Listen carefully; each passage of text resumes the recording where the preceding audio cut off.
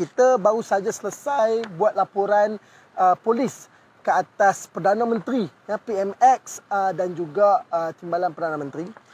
Khususnya yang mana laporan polis ini ditujukan kepada mereka atas kerana faktor tohmahan yang mana kita letakkan tohmahan dan juga pernyataan-pernyataan berbentuk falasi yang telah pun berlangsung ataupun berlegar sejak daripada hari mula. Hari mula pimpinan orang kata kerajaan ini ditakbir oleh kerajaan campuran, pimpinan Datuk Seri Anwar Ibrahim dan juga bersama-sama dengan timbalannya Datuk Seri Ahmad Zahid Hamidi. Sejak dari hari mula tu sampai lah ni masih lagi ada bicara yang mana pernyataan falasi di sini meletakkan satu kata-kata yang seleweng ke atas bersatu khususnya. Yang mana kita nampak tindakan ini adalah seakannya satu konspirasi jahat. Kenapa kita cakap macam tu? Kita berpegang pada itu. Kita berpegang atas pernyataan yang mana tak henti. Kalau tengok dalam laporan ni memang jenuh. Kalau nak baca pun boleh kata muntah juga lah. Pasal berapa panjang. Sampai berapa muka surat kat sini. 3 muka surat. Kita ada berapa lebih kurang 19 poin. Yang mana ada laporan-laporannya. Kalau kita tengok, kita ambil daripada orang kata ucapan-ucapan pro yang membawa kepada hari ni lah. Kita tahu hari ni pun hari hangat. Hari panas pasal apa? Kita tahu ada di Kuala Lumpur sana ada orang kata charge ataupun pertuduhan yang dikenakan ke atas pimpinan daripada Parti Bersatu. Tapi membawa kepada orang kata hari ini yang berlaku di Kuala Lumpur, apa yang berlaku, tapi apa yang membawa kepada itu prosesnya kita tengok kenyataan-kenyataan yang berubah-ubah. Banyaknya bermulanya dengan 900 bilion. Kan? Lepas tu 900 bilion, tak maaf. 600 bilion. Lepas tu jadinya 90 bilion. Lepas tu macam-macam lah jumlah dia bilion-bilion lah. Last sekali sampailah bila pihak Bersatu sendiri apabila dikeluarkan ya, kepada umum kita punya audit daripada Parti Bersatu macam mana aliran wang masuk tunai yang mana jelas kalau rujuklah mana-mana orang-orang daripada pakar audit ni, orang-orang audit ataupun orang akaun ni memang tak ada masalah langsung yang khususnya terkait ke atas Parti Pribumi Bersatu itu sendiri. Malah jika merujuk ke atas Presiden Parti Pribumi Bersatu iaitu Tan Sri Muhyiddin Yassin, kita tahu bahawa memang tak ada, sudah berkali-kali tak ada perkara yang mana jatuh ke atas beliau. Malah dijelaskan oleh Tan Sri Muhyiddin Yassin secara tuntas bahawa contohnya apa yang berlaku atas pertuduhan yang disabitkan ke atas salah seorang pemimpin Bersatu hari ini pun, yang mana kalau kita tengok tak ada kena-mengena cadangan mahupun tindak itu yang dimulakan oleh Perdana Menteri ke-8 pada ketika itu, Tan Sri Muhyiddin Yassin. Dia tak ada kena-mengena, dia tak ada berurusan, dia tak ada mencadangkan. Malah orang yang bawa cadangan tersebut adalah merupakan tak lain tak bukan Tengku Zafrul, yang mana ada di dalam kerajaan salah seorang menteri di bawah kabinet Datuk Seri Anwar Ibrahim. Ya, kita tahu, kita baru maklum, media baru war-warkan kononnya beliau baru saja dihadapkan, kan? Tapi janganlah orang yang tak ada kena-mengena, kan? Orang yang sepatutnya yang membawa orang kata projek-projek tersebut, kita dan orang yang memutuskan, kuasa pemutus itu tak kena.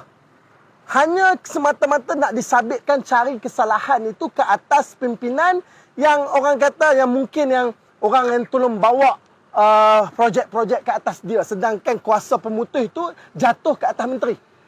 Maka jika kita refleksi keadaan ataupun isu yang berlaku ke atas pimpinan Bersatu yang dipertuduhkan hari ini, kita tahu bahawa isu ini lebih kurang tambah tolak bahagi, lebih kurang tapi lebih rendah keadaan dia dengan isu tengkuanan.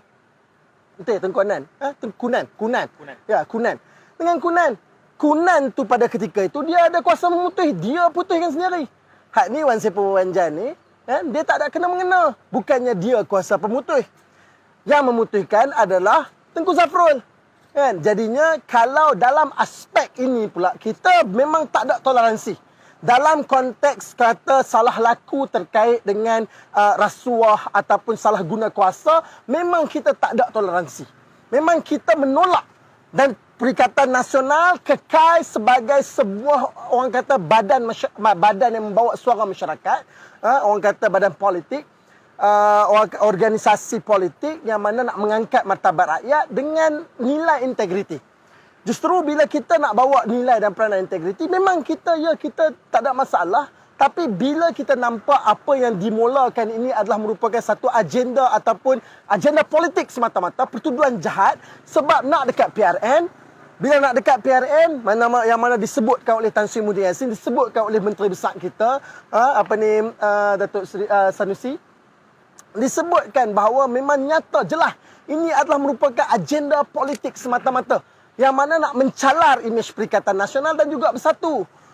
Dan termasuk juga PAS. Bila mereka nak tuduh PAS buat macam ni, sampai hari ni cosplay pun yang bila mereka pakai pun mereka nak buat, orang kata, jadikan isu. Semata-mata nak bagi tanam kebencian sebab takut nak dekat dengan PRN. Kita tahu gelombang yang ada sekarang. Maka balik kepada isu yang berasas kepada apa yang kes yang Tengku Adnan tadi, yang kita nak habaq tadi ni pun, perkara yang berlaku ini kita tengok balik kepada contoh Kunan ada kuasa memutih. Hari ini Wan Saiful Wanjan ataupun pemimpin Bersatu ini, beliau tak ada kuasa pemutih dalam isu yang ternyata orang kata ada presiden case. Ada kes contoh di mahkamah. Maka bila ada contoh di mahkamah, macam mana nak sabitkan ke atas dia? Malah dia tak ada kuasa pemutih itu sendiri. Yang perlu sekarang ni pihak kerajaan yang dulu laungkan, duk habang kata kononnya integriti, cakap tentang orang kata bersih, amanah dan sebagainya. Apa yang mereka patut buat adalah menilai balik kabinet mereka, mana isu-isu yang terkait dengan LCS, mana isu-isu terkait dengan orang kata terowong. Kenapa kes-kes ni jadi diam? Mana isu-isu pemimpin-pemimpin yang ada salah guna sewaktu mereka menjadi pemimpin? Jangan duk buhung Tok Saduk habaq lah kata kononnya kerajaan hampa ni bersih sangat. Kalau hampa nak cakap pasal pendanaan politik hari ni. Sebab dalam regulasi tanah air kita, dulu hampa duk laung sangat kononnya nak buat satu akta lompat parti. Antara lain bila hari ni nak buat, masa tu yang sama, nak buat akta pendanaan politik. Tapi mana hari ni suara yang cakap tentang akta pendanaan politik? Pasal apa tak cakap? Kita boleh tengok Perdana Menteri pi sana syung serang naik duduk naik helikopter dia duduk naik. Tapi hang naik helikopter hari ni, adakah hari ni duit mana pakai? Kan? Duit rakyat kah? Jawablah. Duit rakyat kah? Kata semang parti kami parti derita. Kami parti orang susah. Tapi ni helikopter. Kan? Pi sini sana. Lepas tu mana ada siapa yang bagi duit? Adakah cukong-cukong? Sebab tu kita cakap dekat sini, masalah dekat sini balik kepada regulasi. Bila regulasi yang tak jelas, maka macam mana nak menyabitkan satu kesalahan yang samar dalam aspek pendanaan politik? Andai kata tindakan orang Bersatu atau pemimpin Bersatu ni salah, dengan ada kejelasan daripada faktor undang-undang, maka tak ada masalah. Tapi teruskan. Kita setuju untuk ambil tindakan kalau ke atas pemimpin yang berlaku salah macam ni, yang khianat. Tapi masalahnya, sekiranya itu dianggap sebagai satu pendanaan politik, lebih teruk pula dia tak ada kuasa pemutih, macam mana nak salahkan Wan Saiful Wanjan? Ini adalah satu falasi, ini adalah satu agenda semata-mata nak burukkan Bersatu dan juga Perikatan Nasional. Maka kita minta untuk henti-hentikanlah, rakyat sedar. Kan? Sebab kalau nak cakap tindakan yang contoh Wan Saiful Wanjan ni, bercambah lagi pemimpin politik dari pelbagai parti. Hari ni Tun Dr. Mahathir pun kemarin kalau nak cakap, kalau kata orang ni bersih apa semua, dia sendiri pun mengaku kata dalam parti dia dulu apa itu ini pun parti dia bukan bersih sangat. Ada aja orang kotak dalam parti. Yang penting kita tolak dan kita tak mau perbuatan-perbuatan tindakan yang kotor, tak integriti ni, ya kita tolak. Tapi kalau tak ada pula dalam aspek yang mana tak ada satu kejelasan daripada segi undang-undang, kita juga tolak agenda yang mana ada perkara-perkara secara falasi. Kita seru, selaku Armada juga, saya selaku Ketua Penerangan Armada Nasional, bersama dengan sahabat-sahabat lain, kita minta. Kita pertama sekali seru, jangan diam. Rakyat juga wajar bangkit untuk mempersoalkan isu-isu kes-kes LCS, isu-isu yang mana terkait dengan pimpinan-pimpinan dalam orang kata yang ada hari dalam kerajaan campuran, kes terowong dan sebagainya. Kami juga menyeru dan kami minta untuk diperhalusi para pimpinan daripada aspek orang kata undang-undang RUU, rang undang-undang terkait dengan pendanaan politik. Maka dari itu baru boleh nak ambil tindakan dengan jelas. Kalau tak sebab dah ada presiden kes dah. Macam mana kes yang diberi contoh hari ini, kalau nak ikutkan yang sebelum ni, dia mempunyai punca kuasa dan hari ini, dia tidaklah ada punya punca kuasa sedemikian rupa. Maka, janganlah kita hanya semata nak bawa agenda pembunuhan politik. Kita serulah untuk mana rakyat buka mata bahawa ini semata-mata agenda untuk memburukkan Perikatan Nasional dan juga Bersatu, insyaAllah. PN Best.